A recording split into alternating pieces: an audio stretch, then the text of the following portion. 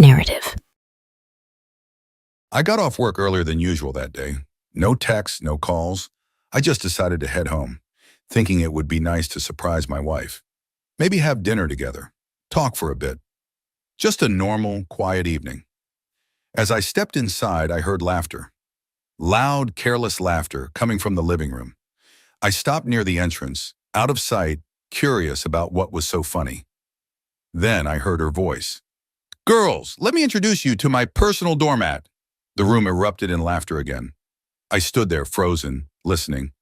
He does everything I want, pays for everything, never complains no matter how much I spend.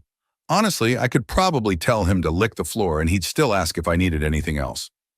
Another round of laughter. I felt my grip tighten on my keys. My first instinct was to step in, say something, demand an explanation. But I didn't move. Instead, I kept listening. "You think I'm joking?" she continued.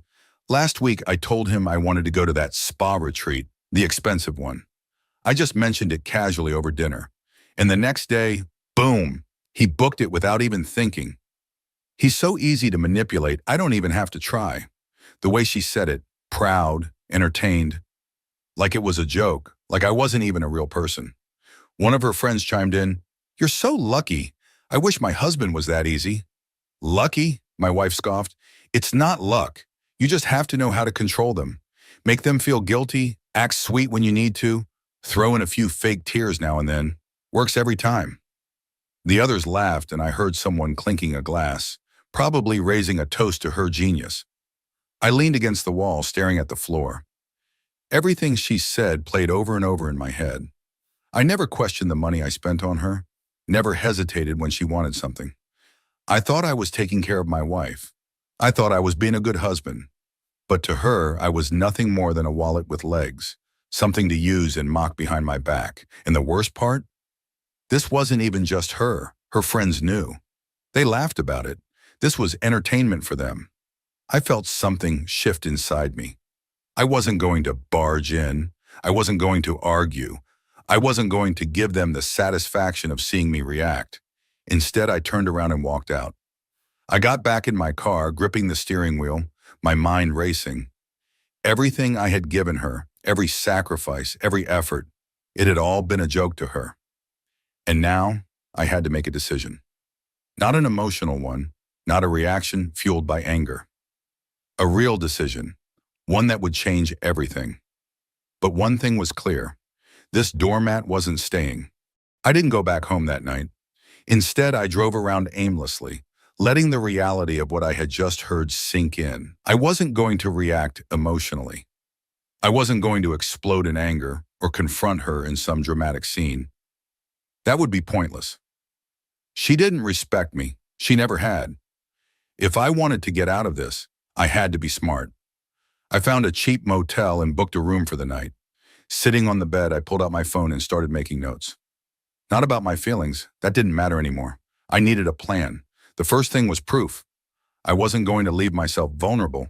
I needed to document everything, every insult, every instance of manipulation, every way she used me. I had never recorded our conversations before, but now I started. Anytime she made a snide remark, anytime she treated me like an accessory instead of a person, I made sure to have it saved. Next, I needed a lawyer. Not just any lawyer, but one who specialized in divorce and financial protection. I spent hours researching, reading reviews, checking credentials. By morning, I had an appointment scheduled. I wasn't going to tell her. She didn't need to know until it was too late. Then came the finances. I logged into our bank accounts and started taking note of everything. How much we had, where the money was going. It didn't take long to confirm what I already knew. She had been spending recklessly for years. Shopping sprees, expensive vacations, beauty treatments. It was all there, clear as day, and I had let it happen. Not anymore. I opened a separate account under my name only and started transferring funds. Not everything at once. That would be too obvious. Just small amounts over time, enough that she wouldn't notice until it was too late. I also canceled our joint credit cards one by one, leaving only the ones tied directly to my name. If she tried to make another ridiculous purchase, she'd be in for a surprise. The hardest part was pretending nothing had changed. When I finally walked back into the house, she barely looked up from her phone. "Where were you?" she asked casually. "Work kept me late," I lied. She didn't question it. She never did. As long as I kept paying for her lifestyle, she didn't care where I was. That worked in my favor. Over the next few weeks, I played my role perfectly. I still smiled, still nodded along when she made another selfish request, still acted like the obedient husband she thought I was. But behind the scenes, I was dismantling everything she had built. I changed the passwords to my personal accounts. I updated the beneficiary on my insurance policies. I removed her name from as many assets as I legally could without tipping her off. I even started looking for a new place to live, something small, just for me. The lawyer was thorough. He helped me draft a divorce agreement that left her with exactly what she had contributed to the marriage: nothing. The day I signed the papers, I felt lighter than I had in years. Now all I had to do was wait for the right moment to drop the bomb, and I knew exactly when that moment would come. The opportunity came sooner than I expected. A week after finalizing my plan, my wife invited her friends over again. Same group, same setting, same fake smiles. I played along like always, greeting them, offering drinks, pretending I was still the fool they thought I was. They barely acknowledged me, treating me like background noise. That was fine. Tonight, they were in for a show. Halfway through dinner, she did exactly what I knew she would. "We should do another girls' trip," she said, swirling her wine glass. "Something bigger this time. Maybe Europe." One of her friends gasped. "Oh my God, yes. Italy? Greece?" "Both," my wife said, flashing a smug smile. "I mean, why not? I have my personal sponsor right here." She tilted her head toward me without even looking. That was it. My moment. I reached into my pocket, pulled out the envelope, and placed it on the table in front of her. "What's this?" she asked, frowning. "Open it," I said, leaning back in my chair. She hesitated, then slid a manicured nail under the seal and pulled out the papers. At first, she didn't understand. She scanned the first page, her lips moving slightly as she read. Then she flipped to the second page, then the third. The room went silent. Her friends looked between us, confused, waiting for her to say something. Then she did. "What the hell is this?" Her voice was sharp now, losing the fake sweetness she always wore in front of them. "Divorce papers," I said it calmly, taking a sip of my drink. She blinked at me as if I had just spoken another language. "You're joking." "No," I said, setting my glass down. "I'm done. You don't need a personal sponsor anymore. You're on your own." Her friends shifted in their seats, some covering their mouths to hide their reactions. They weren't laughing this time. She looked back at the papers, flipping through them with frantic fingers. Then she saw it, the part where I had already secured everything: the closed accounts, the assets she had no claim to, the financial support she wasn't going to get. Her face drained of color. You can't do this," she stammered, looking up at me. "You can't just—" "I can," I cut her off. "And I already did." Silence. She turned to her friends, looking for support. But something shifted in the air. They weren't rushing to her defense. In fact, some of them were smirking, clearly enjoying the spectacle. "You knew," she whispered to me, realization dawning in her eyes. "You knew, and you—" "I planned," I corrected her. "The way you planned every time you manipulated me. The way you bragged about it to them." I gestured around the table. I listened, and I learned. Her mouth opened and closed, but no words came out. One of her friends let out a quiet, amused chuckle. Another sipped her wine, watching the scene unfold like it was a live soap opera. My wife, soon-to-be ex-wife, realized it then. She wasn't just losing me. She was losing everything. I pushed my chair back, stood up, and buttoned my jacket. "This doormat is done," I said. "Enjoy your dinner." And with that, I walked away. I walked out of that house and didn't look back. I didn't wait to hear her reaction, didn't stop to see the expression on her face. It didn't matter anymore. My part in this story was over. I had already moved most of my things into a new place, so I didn't have to return. The locks would be changed soon, and the financial ties had been severed. She had no access to my accounts, No credit cards to fall back on. Nothing. The next day the calls started. At first they were furious, screaming, cursing, demanding that I come back and fix this mess I created. I let them go straight to voicemail. Then came the texts, the threats, the guilt tripping. She cycled through every tactic she had ever used before, but none of them worked this time. I didn't respond. And then silence. That was the moment it hit her. The next time she tried to use her credit card, it was declined. When she went to check our joint account, it was empty. When she called the bank, they told her she had no authority over the accounts anymore. Her entire world, the comfortable life she built off my back, was crumbling. She reached out to her friends, expecting sympathy. But instead of support, she found indifference. The same women who once laughed with her, who encouraged her to use me, weren't there anymore. In fact, they seemed entertained by her downfall. Screenshots of their group chat made their way to me later, thanks to someone who clearly wanted me to know the truth. She really thought she could live off him forever. Hilarious. Serves her right. She treated him like trash, and now she's paying for it. She should have been smarter. If you're going to milk a guy, at least don't humiliate him while you do it. They had never been her real friends. They had just been waiting for the moment she stumbled. And now that she had, they were enjoying the spectacle. She tried reaching out to them individually. Some ignored her completely. Others gave her vague excuses.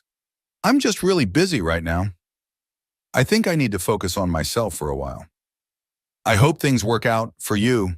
Empty words. She was alone. I didn't see her in person again, but I heard enough. She had to downgrade everything. Her lifestyle, her expectations, even her home. She moved out of the house because she couldn't afford it. The vacations, the shopping sprees, the endless luxury. Gone. At one point, she even tried reaching out to me again. The messages started slow. Apologies, excuses, then desperation. I messed up. I see that now. Can we just talk? I don't need money. I just need to understand why you did this. Please answer. I'm struggling. I read them, and I ignored them. She had already made it clear what I was to her. A resource, a tool, nothing more. And now that resource was gone. Ignoring her messages wasn't difficult. I had already checked out emotionally long before I handed her those divorce papers. What surprised me was how quickly I adjusted to my new reality. For the first time in years, I wasn't constantly drained, constantly pressured to provide for someone who saw me as nothing more than a convenience. I woke up in my new apartment, a small but modern place, nothing extravagant, just mine. No designer decorations picked out by someone else, no pointless luxury items cluttering the space, just simple, peaceful solitude. The first few days felt strange, not because I missed her, I didn't, but because I was so used to catering to someone else that I had forgotten what it felt like to make choices just for myself. I no longer had to check my bank account, worried about how much she had drained that week. No more surprise charges for handbags or overpriced spa days. No more constant demands. For the first time in a long time, I was in control. I threw myself into work, not as a distraction, but because I wanted to. Without the stress of walking on eggshells in my own home, I felt sharper, more focused. I started taking on projects I had put off for years, investing in things that actually mattered. And as my finances stabilized, I allowed myself to enjoy the things I had neglected. I went to the gym consistently, no longer skipping sessions because I was too exhausted from dealing with her drama. I reconnected with friends, real friends, the ones I had lost touch with because my marriage had consumed so much of my life. One of them, a guy I had known since college, laughed when I told him about the divorce. I always wondered why you put up with her, he said. It's like watching someone keep pouring water into a glass with a hole in the bottom. That stuck with me, because he was right. I had spent years trying to fill a void that could never be satisfied. I took a trip, just a small one, a weekend getaway to a quiet cabin by the lake. No schedules, no obligations, just time to breathe. It was something I had always wanted to do, but never did, because she never would have approved of such a simple, inexpensive trip. Now I didn't need approval from anyone. Every once in a while, I'd get an update about her. She had moved in with a relative, struggling to maintain even a fraction of the lifestyle she once flaunted. The friends who had once admired her spending habits had moved on to someone else with deeper pockets. But none of that mattered to me anymore. I wasn't bitter. I wasn't angry. I was just free. Life moved on. I moved on. Weeks turned into months, and I barely thought about her anymore. I had built a routine that was mine, surrounded myself with people who actually cared about me, and spent my time doing things that brought me satisfaction. Not just draining my bank account to entertain someone else. But the world has a funny way of circling back. One evening, I was at a cafe near my office, catching up on emails while waiting for my coffee. It was just another normal day. And then I heard it. Her voice. I didn't look up right away, but I felt it before I saw her. That familiar tension, the forced sweetness in her tone, like she was rehearsing a performance before even speaking. When I finally looked, there she was, standing by the counter, hesitating like she wasn't sure if she should approach. She looked different. Gone were the designer bags, the flashy jewelry, the perfect salon-styled hair. She wasn't in rags or anything, but she wasn't the woman she used to present herself as. No artificial glow of excess wealth, no smug confidence. Just someone who had been knocked down by reality. She walked over. "Hey," she said, giving me a weak smile, like we were old friends catching up. I nodded but didn't say anything. I wasn't going to make this easy for her. "I've been meaning to reach out," she continued, shifting awkwardly. I didn't know if you'd want to talk." I let the silence stretch. She was waiting for me to save her from the discomfort, to give her an easy way in. I didn't. She sighed. "I just wanted to say, I was wrong about everything." I tilted my head, feigning curiosity. "Everything?" Her lips pressed together. I treated you badly. I didn't appreciate what I had, and I see that now." I let out a short breath, not quite a laugh, just a reaction. "Took you long enough?" She swallowed hard. "I lost everything, you know. The house, the lifestyle, the people I thought were my friends." She shook her head. "They turned on me so fast. I was stupid to think they actually cared." I didn't respond. What was there to say? I had already known that. She hesitated, then took a deep breath, like she was bracing herself for something. "I miss you," she said. "I miss us." I let that sit in the air for a moment before I answered. "There was never honest," I said. "There was you, and then there was me, the guy paying for everything while you mocked me behind my back." She flinched, like she hadn't expected me to be so direct. Maybe she thought time had softened me, that I'd be willing to rewrite history and pretend things weren't as bad as they were. I wasn't. She reached out, as if to touch my hand, but I pulled back before she could. I thought, maybe we could talk, maybe start over." I shook my head. "There's nothing to start." Her eyes glistened with the beginnings of tears, but I didn't care. Maybe they were real. Maybe they weren't. It didn't matter. She had spent years making me feel small, treating me like an accessory to her life. She thought I would always be there, always willing to fix things, to keep playing my role. She was wrong. I grabbed my coffee, stood up, and looked at her one last time. "Take care of yourself," I said, and then just like before, I walked away. Our story has come to an end. If you've made it this far, how about subscribing to our channel? It helps us immensely. I've selected 2 other videos for you that I'm sure you'll enjoy. Feel free to click on them. I'll be waiting for you in the next story. See you soon.